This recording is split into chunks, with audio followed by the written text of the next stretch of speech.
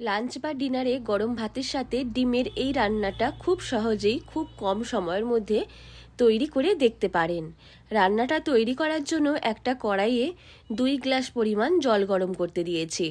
জলের মধ্যে 4টে ডিমকে দিয়ে দিচ্ছি। ডিম দেওয়া হয়ে গেলে হাফ চামচ মতো নুন দিয়ে দেব। নুন দিয়ে ঢেকে দেব কিছুক্ষণের জন্য ডিমটাকে সেদ্ধ করে নেওয়ার জন্য। আমি এখানে 4টে ডিম নিয়েছি, আপনারা ডিমের পরিমাণটা কম বেশি করতে পারেন। কিছুক্ষণ পর ডিম সেদ্ধ হয়ে গেছে। অন্যদিকে আমি এখানে 2টো মাঝারি সাইজের পেঁয়াজ নিয়েছি আর একটা টমেটো নিয়েছি। পেঁয়াজ আর টমেটোকে একটু লম্বা লম্বা ফালি দিয়ে কেটে নেব। পেঁয়াজ আর টমেটোকে কেটে নিচ্ছি। পেঁয়াজটা কেটে নেওয়ার পর এইবার টমেটোকেও কেটে নিচ্ছি।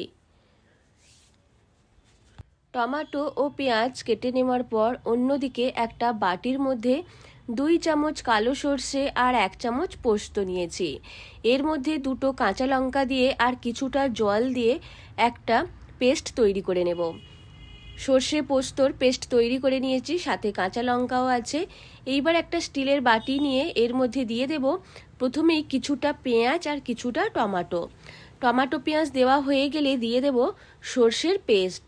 আমি এইভাবে ছেঁকে দিয়ে দিচ্ছি যাতে সর্ষে বাটার খোসাটা না যায়। আর অন্যদিকে পেস্টটা নিয়ে নেওয়ার পর সর্ষের খোসাকে ফেলে দেব। দিয়ে দিলাম পরিমাণ মতো নুন আর দিয়ে দিলাম 1 চামচ মতো সর্ষের তেল। ভালো করে সব কিছুকে মিশিয়ে নিচ্ছি। মিশিয়ে নেওয়ার পর ওপর থেকে দিয়ে দেব সেদ্ধ করে রাখা 4টে ডিম। ডিমগুলোকে ঠান্ডা করে নেওয়ার পর খোসা ছাড়িয়ে নিয়েছি।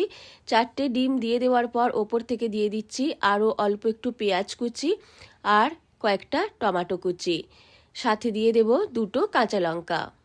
আপনারা যেই রকম ঝাল পছন্দ করবেন সেই রকম কাঁচা লঙ্কা দেবেন।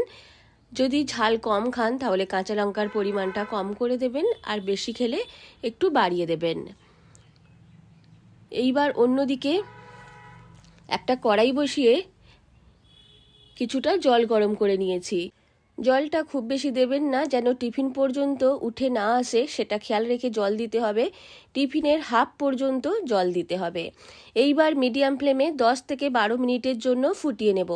তাহলেই তৈরি হয়ে যাবে অসাধারণ স্বাদের ডিম ভাপা। আপনারাও গরম ভাতের সাথে লাঞ্চ বা ডিনারে ডিমের এই সহজ রান্নাটা তৈরি করে দেখবেন। খুব সুস্বাদু একটা রান্না, খেতে দারুণ হয়। 10-12 মিনিট পর ঢাকনাটা খুলে দিয়েছি, দেখেই বোঝা যাচ্ছে ডিম ভাপা তৈরি হয়ে গেছে। সর্ষের তেলটা একেবারে ভেসে উঠেছে, খুব দারুণ একটা গন্ধ ছাড়ছে। আপনারাও খুব সহজ পদ্ধতিতে এইভাবে ডিম ভাপা তৈরি করে দেখবেন। আশা করি রান্নাটা আপনাদের ভালো লাগবে। ভালো লাগলে লাইক, শেয়ার এবং কমেন্ট করতে ভুলবেন না। এইবার আমি টিফিন বক্সটাকে কড়া থেকে তুলে নিয়ে নিচ্ছি। রান্নাটা ভালো লাগলে আমার চ্যানেলটিকেও সাবস্ক্রাইব করতে ভুলবেন না।